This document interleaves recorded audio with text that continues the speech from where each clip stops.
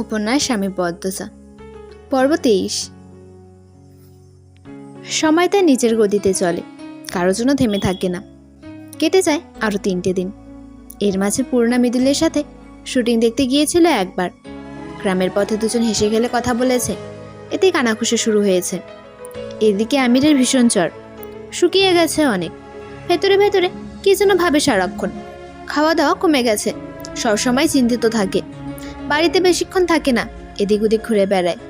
এখন শুয়ে আছে বারান্দার ঘরে। পদ্মজা কপালে জলপট্টি দিচ্ছে। আমিরের চোখ দুটি বন্ধ। পদ্মজা আদুরে গলায় ডাকলো, শুনছেন? আমি চোখ বন্ধ রেখেই বলল, কি এত ভাবেন? আমির চোখ খুলে পদ্মজার দিকে তাকালো। তার চোখ দুটি ভয়ঙ্কর লাল, রাতে না ঘুমানোর ফল। সে পদ্মজাকে পাল্টা প্রশ্ন করল, কি ভাববো? জানি না, কিছু তো ভাবেন। চোখ দুটি তার প্রমাণ। আপনি কোনো কিছু নিয়ে কি ভীতগ্রস্ত? আমি বড় করে নিঃশ্বাস ছাড়ল, বলল, তেমন কিছু না। যেমন কিছুই হোক বলুন না আমাকে। আমাদের ঢাকা ফেরা উচিত। হঠাৎ? জানি না কিছু। আমার প্রায় মাঝরাতে ঘুম ভেঙে যাচ্ছে আজে বাজে স্বপ্ন দেখে। তোমাকে হারাতে পারবো না আমি। আমার কিছু হবে না, আমি কারো কোনো ক্ষতি করিনি যে। পদ্মজা থেমে গেল। সে তো একজনকে খুন করেছে। পদ্মজার দৃষ্টি এলোমেলো হয়ে আসে। আমির পদ্মজার দিকে চেয়ে বলল, তুমি কি করে কাউকে খুন করতে পারলে? আমি ভাবতেই পারি না। এরপর থেকেই ভয়টা বেড়ে গেছে। আমার খুব চিন্তা হয়, ঘুম হয় না। রাত জেগে পাহারা দেই, কেউ যেন আমার পদ্মাবতীকে ছুতে না পারে। পদ্মজা দুই চোখ জলে ভরে ওঠে, বলল, প্রথমে তো বিশ্বাস করেননি, এটাই ভালো ছিল। এখন তো বিশ্বাস করে চিন্তায় পড়ে গেছেন, আর অসুস্থও হয়ে পড়েছেন। আমি ভেবেছিলাম স্বপ্ন দেখেছো, তাই ঘুম থেকে উঠে আবল তাবল করছো। তারপর সুস্থ স্বাভাবিকভাবেও যখন বললে, অবিশ্বাস কি করে করি? এত ভালোবাসতে নেই, আমার কপাল সয় না। ভালোবাসতে না করছো? মোটেও না, মাত্রা কমাতে বলছি। পাশেই অজয়বাবুর আমবাগান। শাঁ করে শীতল হাওয়া বইছে, পাখির ডাকও শোনা যাচ্ছে। পূর্ণা মৃদুলের চেয়ে 5-6 হাত দূরে দাঁড়িয়ে আছে। তার মস্তক নত, পূর্ণা বেসামাল হয়ে উঠছে। মগাকে দিয়ে পূর্ণাকে ডেকে এনেছে মৃদুল। আসার পর থেকেই ঝিম মেরে দাঁড়িয়ে আছে পূর্ণা, দাঁত দিয়ে নখ কাটছে। মৃদুল নীরবতা ভেঙে বলল, আমি আগামীকাল বাড়ি চাইতেছি। পূর্ণা চকিতে তাকালো, রুদ্ধশ্বাস কণ্ঠে বলল, কেন? মৃদুল মুচকি হেসে বলল, নিজের বাড়িতে কেন চায় মানুষ? এইখানে তো বেড়াইতে আইছিলাম। ও। পূর্ণা মৃদুলের ওপর থেকে দৃষ্টি সরিয়ে অন্যদিকে দৃষ্টিপাত করে গোপনে দীর্ঘশ্বাস ছাড়ে। কান্না পাচ্ছে তার। মৃদুল এক ধ্যানে পূর্ণার দিকে চেয়ে থাকলো, তারপর বলল, অন্যদিকে চাইয়ে রয়েছ কেন? এদিকে চাও। পূর্ণা বাঁধের মতো মৃদুলের কথা শোনে, তার দুই চোখে জল টলমল করছে। পূর্ণার মেঘাচ্ছন্ন দুটি চোখ দেখে মৃদুলের ভীষণ কষ্ট অনুভব হয়। সে কেমন একটা ঘর নিয়ে জানতে চাইল, চলে যাব শুই না, কষ্ট হইতেছে? পূর্ণা আবারও দৃষ্টি ঘুরিয়ে নিল, অভিমানী স্বরে বলল, মোটেও না, চলে যান। 2 দিন পর আসতেছি। পূর্ণা চোখে মুখে হাসির ছটা খেলে যায়। সে ঘাড় ঘুরিয়ে 2 কদম এগিয়ে এসে বলল, সত্যি? সত্যি। এবার হাত ধরি। মৃদুলের বেসরম আবদারে পূর্ণা লজ্জা পেল। সে 2 কদম পিছিয়ে যায়, 2 হাত পেছনে লুকিয়ে ঠোঁটে হাসি রেখে বলল, বাড়ি থেকে আসার পর। পূর্ণা দৌড়ে পালায়। মৃদুল পেছন ডাকে, এই কই যাও? চঞ্চল পূর্ণা না থেমে ফিরে তাকায়। তার লম্বা কেশ হাওয়ায় এলোমেলো হয়ে উঠছে। সে মিষ্টি করে হেসে জবাব দিল, বাড়ি যাই, আপনি সাবধানে যাবেন, জলদি ফিরবেন।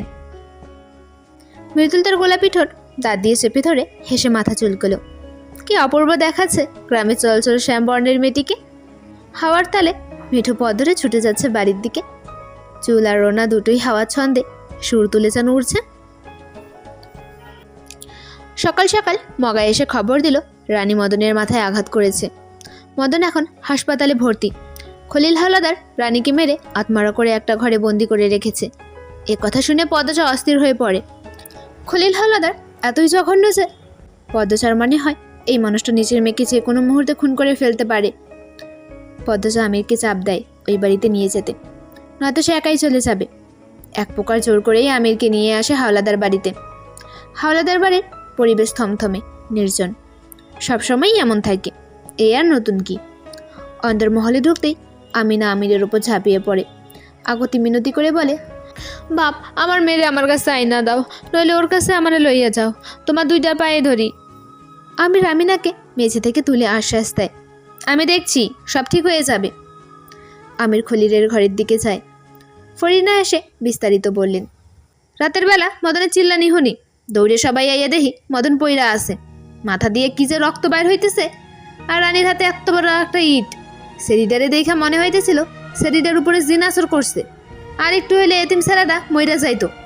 বাবুর বাপ আর রিদওয়ান মেলা তাড়াতাড়ি হাসপাতালে লইয়া গেছে, আর হেন্দে তোমার চাচা শ্বশুরে রানীর মাইরে হত্যা কইরা লইছে। নাক মুখ দিয়ে রক্ত ছুটছে, তবুও থামে নাই।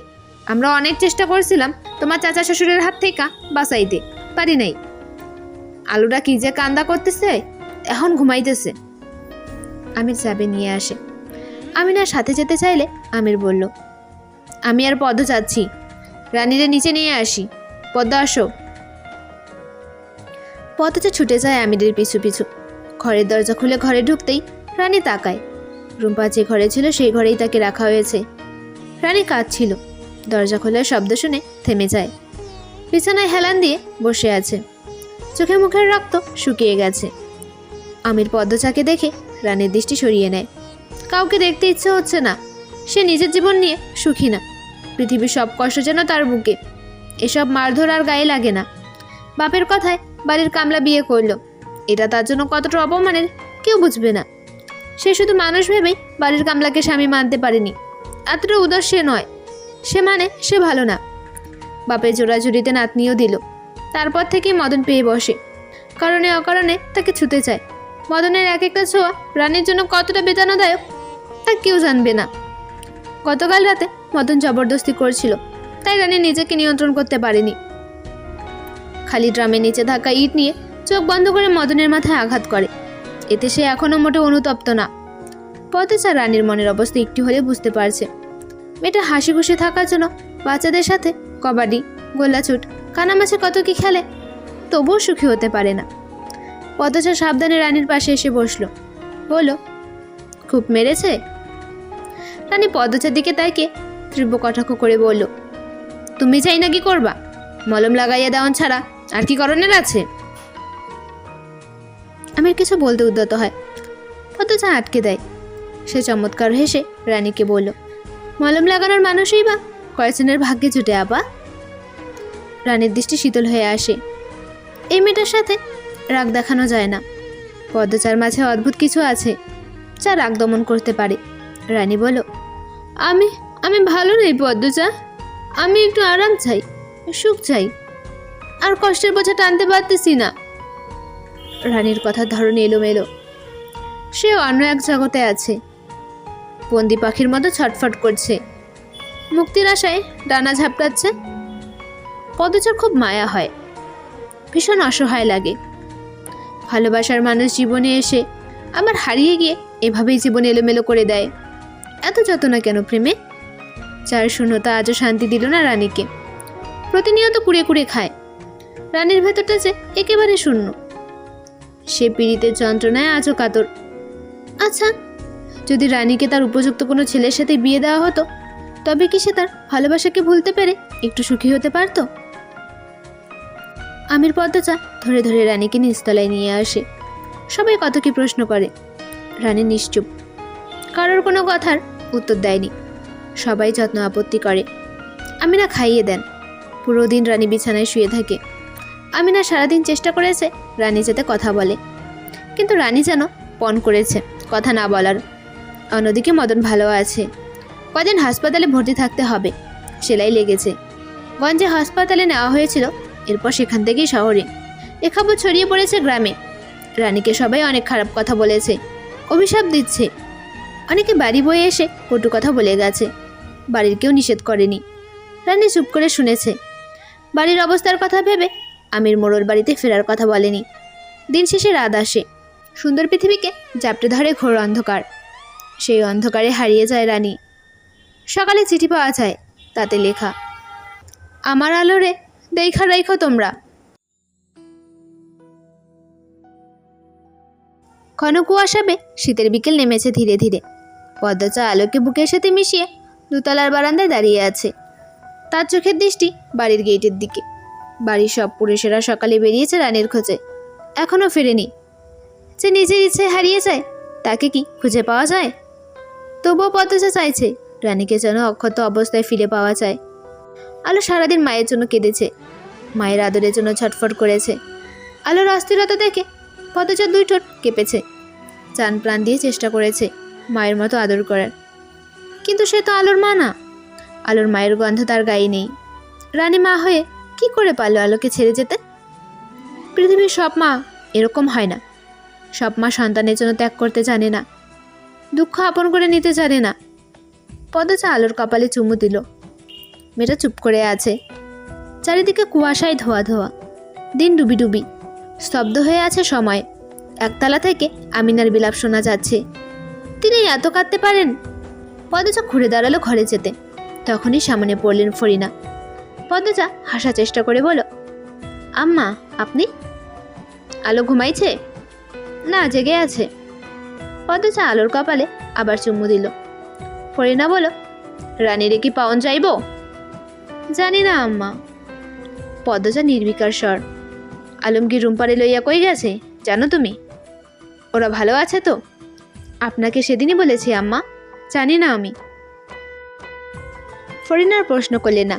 তিনি নারিকেল গাছের দিকে চোখের দৃষ্টি নিবদ্ধ করেন। পদ্মজা সেকেন্ড কয়েক সময় নিয়ে ফরিনাকে দেখে। ফরিনা আগের মতো ছটফটে নেই, নিশ্চুপ হয়ে গেছেন।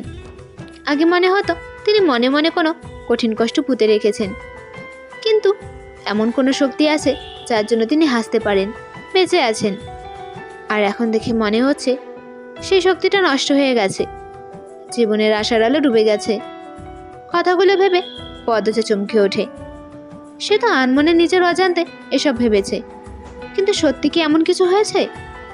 পদ্মজা আগ্রহ নিয়ে প্রশ্ন করল, আম্মা আপনি আমাকে কিছু বলতে চান? ফরিনা তাকান। পদ্মজা তীর্থের কাকের মতো তাকিয়ে রইল ফরিনার দিকে। ফরিনা ঝরঝর করে কেঁদে ফেললেন। হঠাৎ যেন পাহাড়ের শক্ত মাটির দেয়াল ভেঙে ঝর্ণাধারার বাঁধ ভেঙে গেল। পদ্মজা খুব অবাক হয়। ফরিনা আসলে মুখ চেপে ধরেন। পদ্মজা উৎকণ্ঠা, আম্মা আম্মা আপনি কাঁদছেন কেন?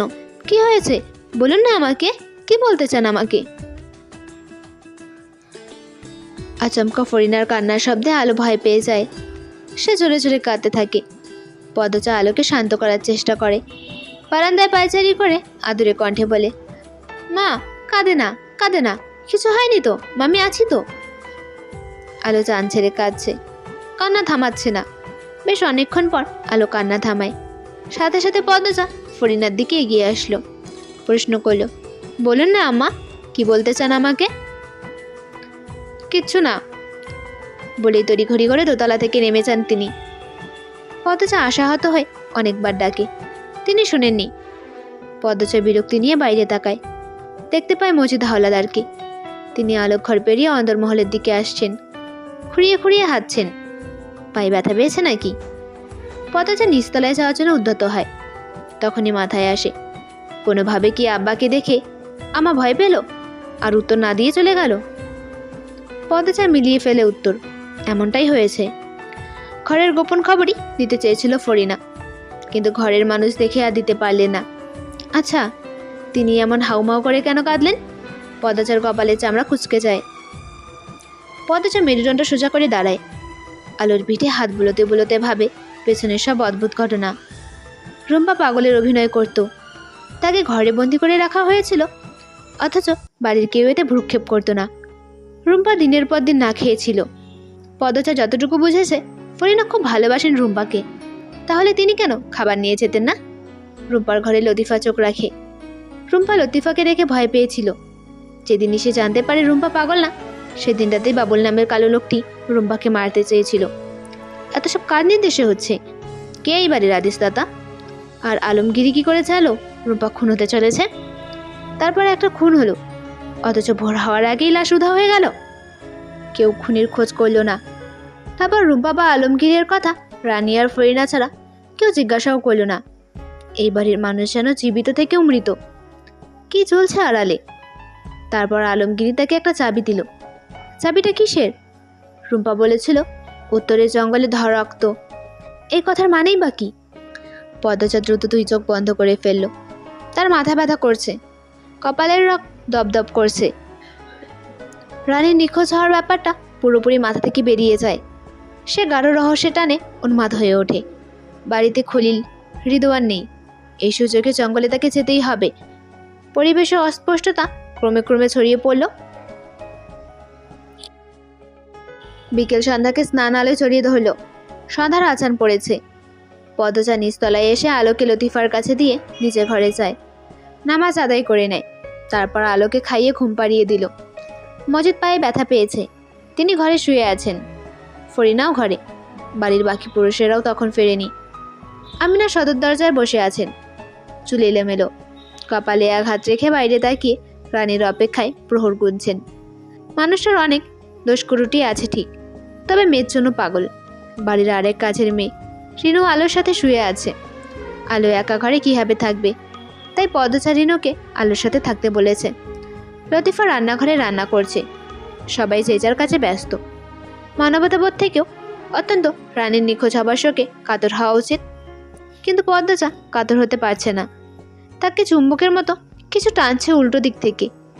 পদ্মজা শক্ত করে খোপা বাঁধে, শাড়ির আঁচল কোমরে গোছে, গায়ে জড়িয়ে নেয় শাল, হাতে নেয় টর্চ আর ছুরি। তারপর অন্দরমহলে দ্বিতীয় দরজার দিকে বেরিয়ে পড়ে। এক নিঃশ্বাসে ছুটে আসে জঙ্গলের সামনে, হাঁপাতে থাকে।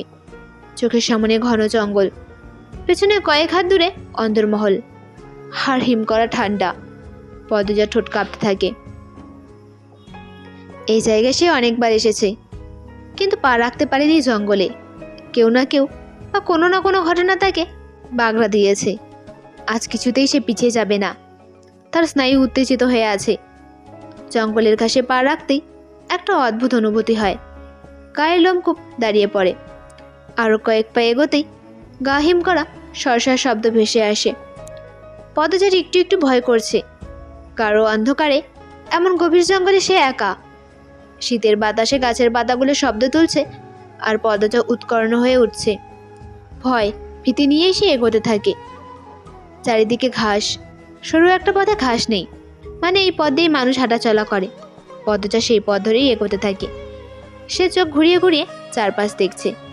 বড় বড় গাছ দেখে মনে হচ্ছে কোনো অশরীর দাঁড়িয়ে আছে। পদ্মজা মনে মনে আয়াতুল কুরসি পড়ে বুকে ফু দেয়। একটা সময় পথ শেষ হয়ে যায়। পদ্মজা টর্চের আলোতে পথ খোঁজে। যেদিকেই তাকায় সেদিকেই বুনো লতা পাতা। যারা এখানে আসে তারা কি এখানেই থেমে যায়? পদ্মজা ভেবে পায় না। মাথার উপর ডানা ঝাপটানোর শব্দ শোনা যায়। পদ্মজার বুক ধক করে উঠল। সে টর্চ তুলল মাথার ওপর। দুটো পাখি উড়ে যায়। এরপর চোখে ভেসে ওঠে চন্দ্র তারাহীন স্নান আকাশ। পদ্মজা লম্বা করে নিঃশ্বাস নিল।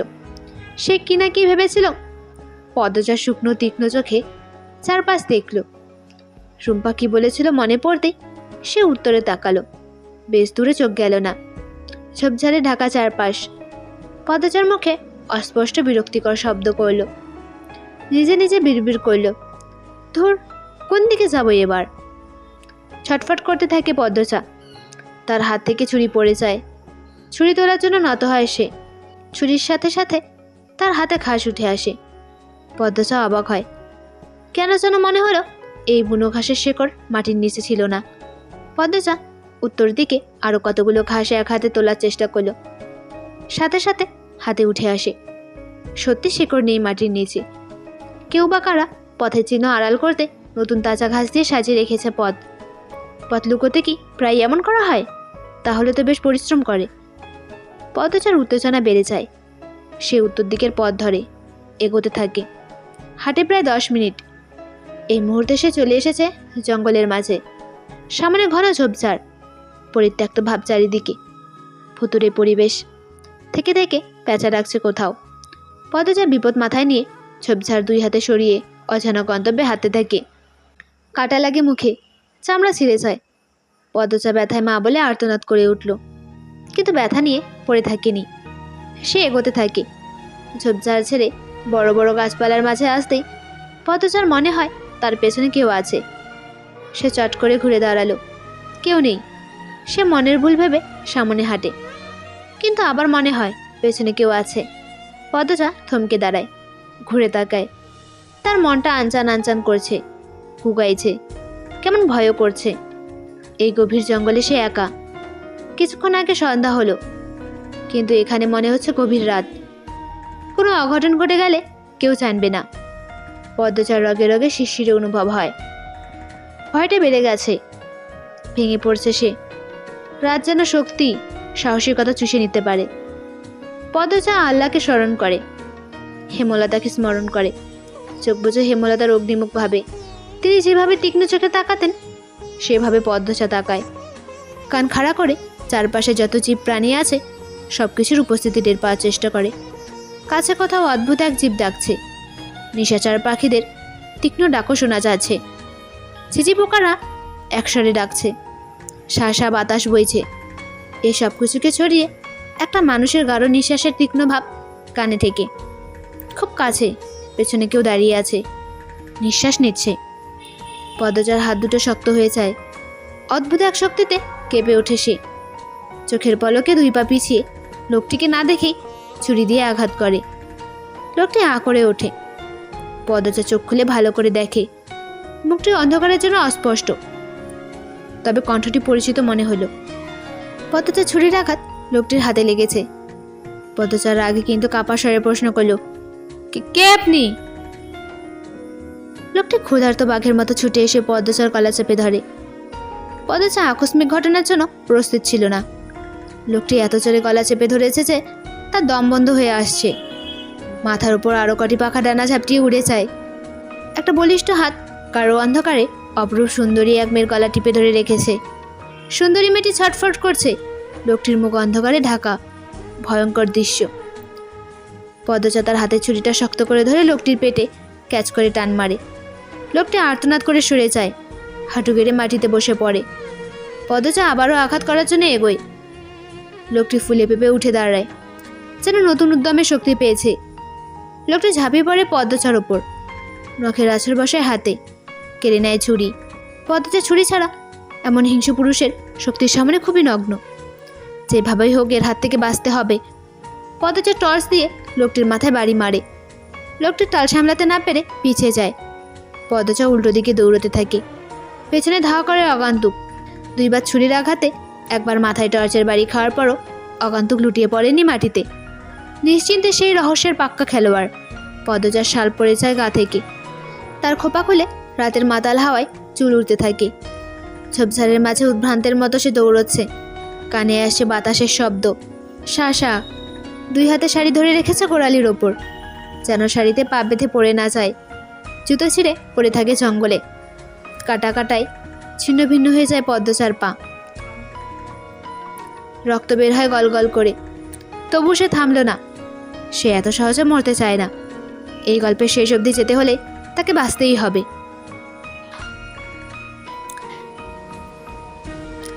রাতের আধার কেটে ভোরের আলোর মাধ্যমে শুরু হয়েছে আরেকটি নতুন দিন।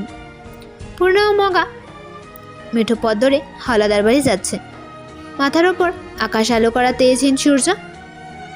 পূর্ণার পায়ের গতি চঞ্চল। সে অস্থির হয়ে আছে। পাশেই কৃষকের ফসলি জমি ছেয়ে গেছে সবুজের সমাহারে। ফসলি জমির সবুজ আর ঘাস, গাছপালার ডাগায় জমে থাকা শিশির বিন্দু সকালের প্রকৃতিতে এক অপরূপ সৌন্দর্য সৃষ্টি করেছে। অথচ সেই সৌন্দর্য পূর্ণাকে ছুঁতে পারছে না। অন্যবেলা হলে সে শিশির ভেজা ঘাসে গায়ে এলিয়ে দিত। কোনো এক অদ্ভুত কারণে ঠান্ডার মধ্যেও তার শিশিরে ভিজতে ভালো লাগে। এখন সেই মন মেজাজ নেই। মগা কিছুক্ষণ আগে তাকে খবর দিয়েছে গতকাল রাতে পদ্মচা আহত অবস্থায় জঙ্গল থেকে ফিরেছে। প্রেমা ঘরে ছিল, বাসন্তী রান্নাঘরে, তাই তারা শুনতে পায়নি। পূর্ণা রোদে বসে সকালের খাবার খাচ্ছিল। যখন মগার কাছ থেকে এই খবর ছিল, খাবার রেখে মগাকে নিয়ে বেরিয়ে পড়ে। কুয়াশা ঢাকা পথে উত্তরে হাওয়া কাঁপতে কাঁপতে পূর্ণা হাওলাদার বাড়ি আসে। এক ছুটে পদ্মচার ঘরে যায়। পদ্মচা ঘুমে। শিরে ফরিনা বসে আছে। পূর্ণা করুণ স্বরে জানতে চাইল, ও খালাম্মা, আবার কি হয়েছে? ফরিনা ইশারায় শান্ত হতে বলেন, তারপর মুখে ধীরে সুস্থে রাতের ঘটনা খুলে বললেন। গতকাল এশার আজানের সময় পদচা কোথা থেকে দৌড়ে সদর ঘরে এসে লুটিয়ে পড়ে। পা থেকে গল গল করে রক্ত বের হয়েছিল, অনেকগুলো কাটা ফুটেছিল, শ্বাস নিচ্ছিল ঘন ঘন। গালের চামড়ারও একই অবস্থা। ফরিনা, লতিফা, আমিনা, রিনু পদ্মচাকে দেখে চমকে যায়। আমিনা দূরে দাঁড়িয়ে থাকলেও বাকি তিনজন পদ্মচাকে ধরে ঘরে নিয়ে আসে। পদ্মচা পানি খেতে চায়। পানি খাওয়ার পর বলে সে জঙ্গলে গিয়েছিল। জঙ্গলের কথা শুনে উপস্থিত দুজন কাজের মেয়েও ফরিনার মুখ পাংশুটে হয়ে যায়। তারা আর প্রশ্ন করেনি, যেন বুঝে গিয়েছে কি হয়েছিল। কাটা বের করতে গিয়ে আরও রক্তক্ষরণ হয়েছে। পদ্মচা যন্ত্রণায় ঠোঁট কামড়ে শুয়েছিল। চোখ দিয়ে অনবরত জল পড়েছে। ব্যান্ডেজ করা খুব দরকার ছিল। কাটা ছেঁড়ার প্রাথমিক চিকিৎসা সম্পর্কে ফরিনার ধারণা নেই, তাই তিনি মজিদ হাওলাদারকে গিয়ে বলেন। এই বাড়িতে প্রায় মারামারি কাটাকাটি চলে, তাই মজিদ হাওলাদারের কাছে ব্যান্ডেজ, স্যাবলেন, বিভিন্ন জিনিসপাতি রয়েছে। তিনি প্রাথমিক চিকিৎসার জিনিসপাতি নিয়ে আসেন। তারপর পদ্মচার পা ভালো করে পরিষ্কার করিয়ে ব্যান্ডেজ করে দেন। পূর্ণা পদ্মচার পায়ের কাছে বসে হাহাকার করে বলল, আমার আপা এত কষ্ট পেয়েছে। পূর্ণা চোখ বেয়ে এক ফোঁটা জল গড়িয়ে পড়ে। সে ফরিনার কাছে জানতে চায়, ভাইয়া কোথায়? তৎক্ষণিক ফরিনার মুখটা ফ্যাকাশে হয়ে যায়। তিনি মিনমিনিয়ে গলায় বলেন, জানি না। পূর্ণা অবাক স্বরে বলল, ভাইয়া জানে না আপার কথা? রাতে দেখেনি? বাবু তো বাড়িতে আহেই না। রানী রেজা খুঁজতে গেল, আর আইসে না। রানী আপারে পাওয়া যায়নি? না। আচ্ছা। পদ্মচার শরীর নাড়াচ্ছে দেখে পূর্ণা কথা থামিয়ে দিল। সে পদ্মচার পেটের কাছে এসে বসল, বলল, আপা। পদ্মচা পিটপিট করে চোখ খুলে। জানালা দিয়ে সূর্যের আলো টুপ করে পদ্মচা চোখে মুখে ছাপিয়ে পড়ে। পদ্মচা দ্রুত চোখ বুজে ফেলল, তারপর আবার ধীরে ধীরে চোখ খুলল। পূর্ণাকে দেখে অবাক হয়। উঠে বসতে চাইলে অনুভব করে পায়ে অনেক ব্যথা। সে পায়ের দিকে চেয়ে আরও অবাক হলো। পায়ে ব্যান্ডেজ এলো কী করে? মনে করার চেষ্টা করলো। মনে মনে বিড়বিড় করে বলল, রাতে এক ছুটে অন্দরমহলে চলে আসি, ভুলেও পেছনে ফিরে তাকাইনি। সদর ঘর থেকে আম্মা ঘরে নিয়ে আসে। আব্বা ব্যান্ডেজ করে দেন, আম্মা খাইয়ে দেন। অনেক রাত হয়, উনি তখনও ফেরেননি। তাই চিন্তা হয়। আমাকে জিজ্ঞেস করে আম্মা বলেছিল চলে আসবে। তারপর কি হয়েছিল মনে নেই, ঘুমিয়ে পড়ি বোধ হয়।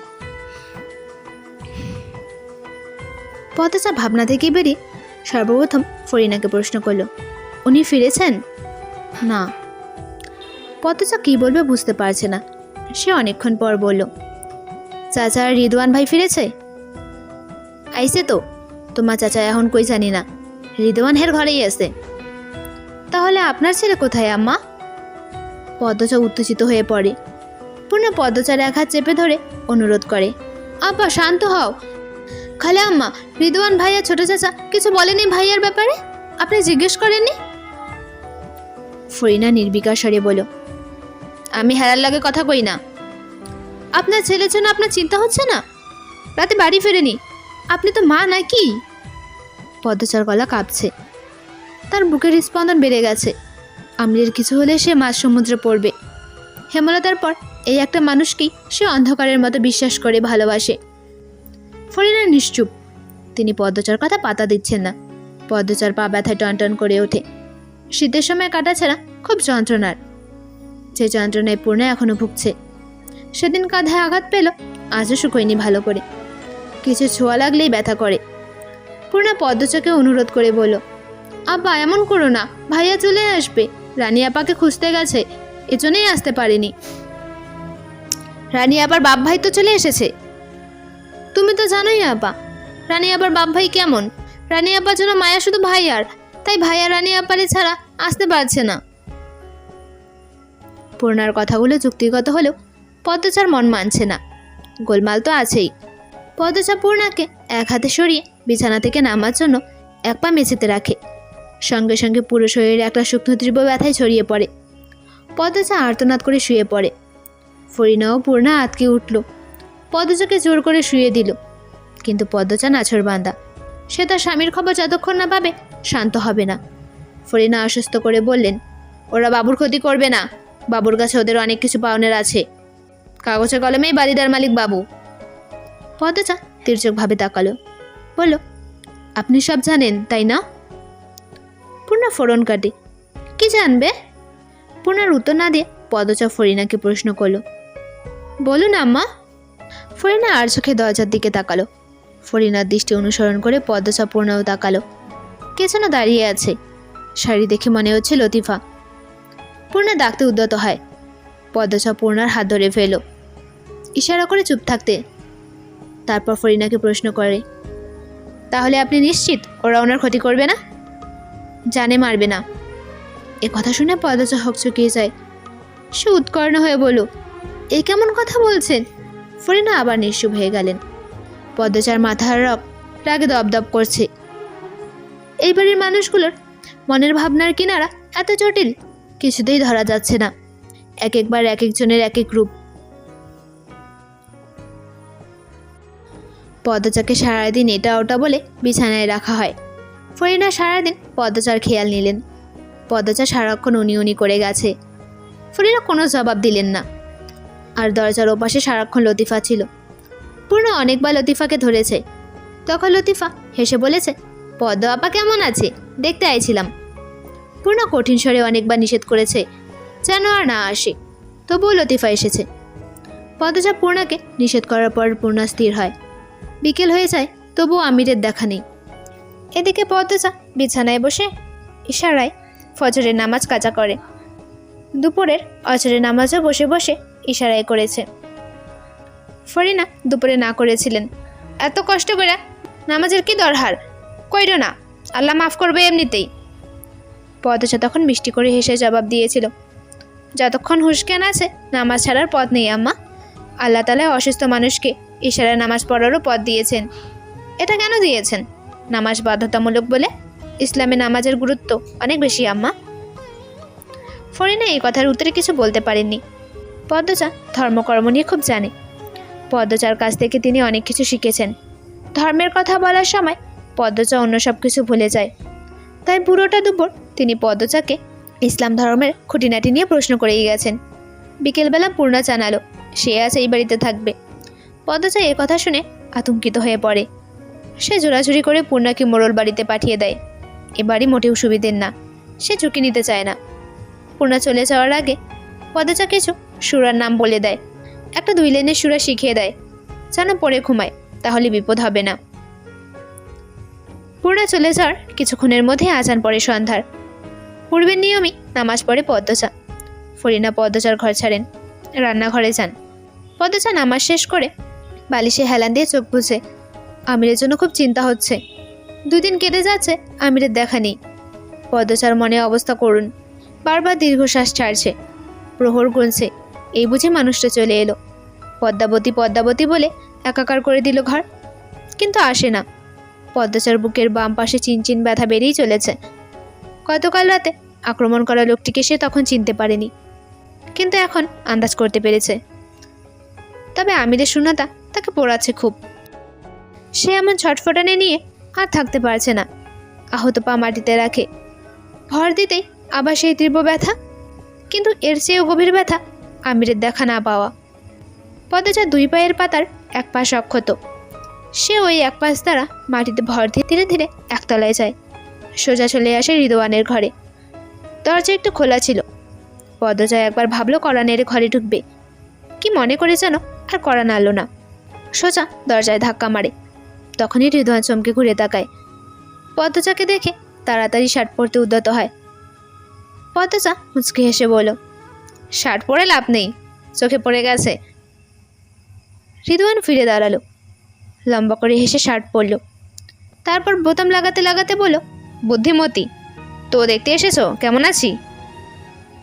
ভালো নেই। ছুরি এবং ছুরির মালিক দুজনেরই তেজ বেশি ছিল। পদ্মচা তিরস্কার করে হাসলো। 2 কদম এগিয়ে এসে বলল, পাগলের প্রলাপ, আন্দাজ ঠিক হবে ভাবিনি। এবার বলুন উনি কোথায়? রিদওয়ান ভ্রুদুটি বাঁকিয়ে বলল, আমির। পদ্মচা জবাব দিল না। রিদওয়ান বলল, আমি জানবো কি করে? তোমার জামাই কোথায়? জানেন না? পদ্মচার করা প্রশ্ন। রিদওয়ান উত্তরে হাসলো। সে আলমারি থেকে একটা ছুরি বের করে দেখল। তারপর শীতল স্বরে প্রশ্ন করল, তোমার ছুরিটার নাম কি? কোন দেশ থেকে এনে দিয়েছে আমির? ফুটপাত থেকে কেনা। ছুরির ধার থাকলেই চলে, অভিজ্ঞ হতে হয় আক্রমণকারীর হাত।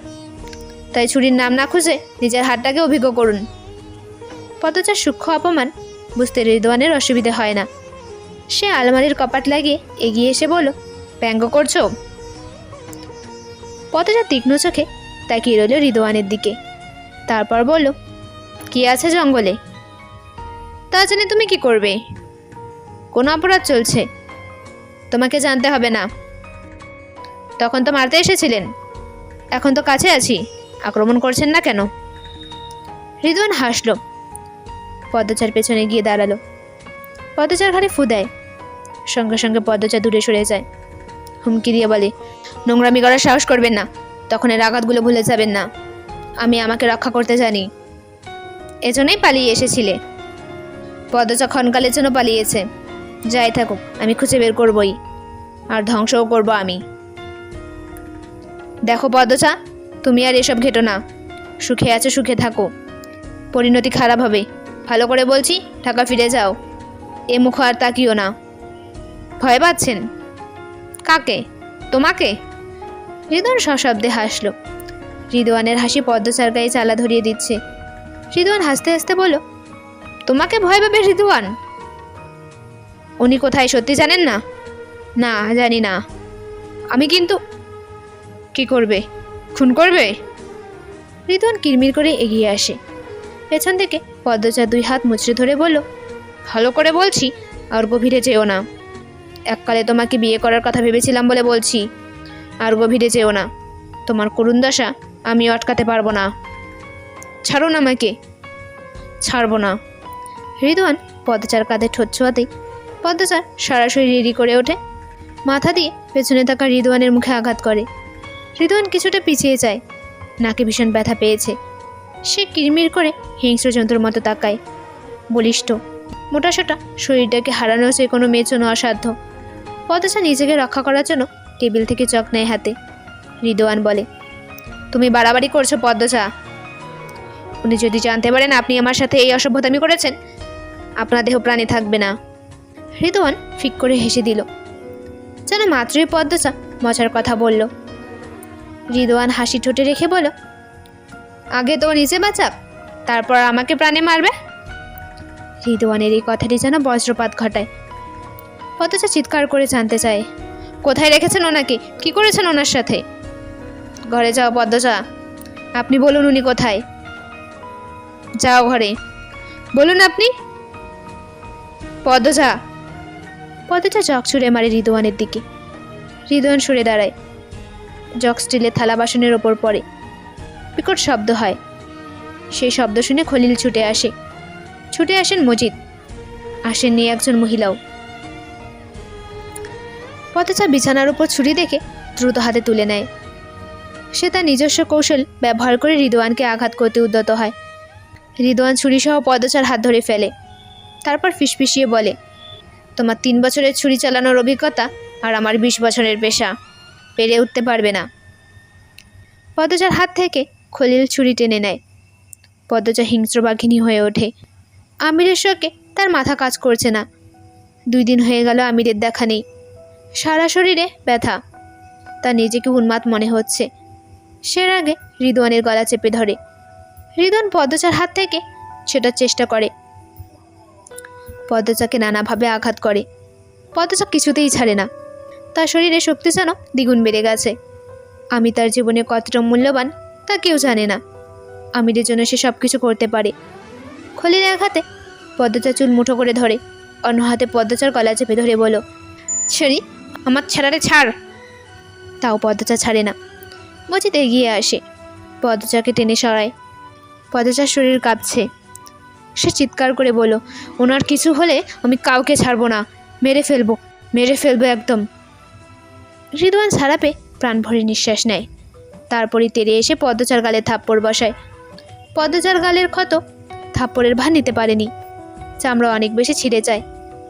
পদ্মচার 2 হাত মজিদ ধরে রেখেছে। পদ্মচা মজিদকে খেয়াল করেনি। সে চেঁচিয়ে ফরিনাকে ডাকে, আম্মা, আম্মা আপনি কোথায়? আম্মা, ওরা আপনার ছেলেকে মেরে ফেলবে, আম্মা। ফরিনা আসে না।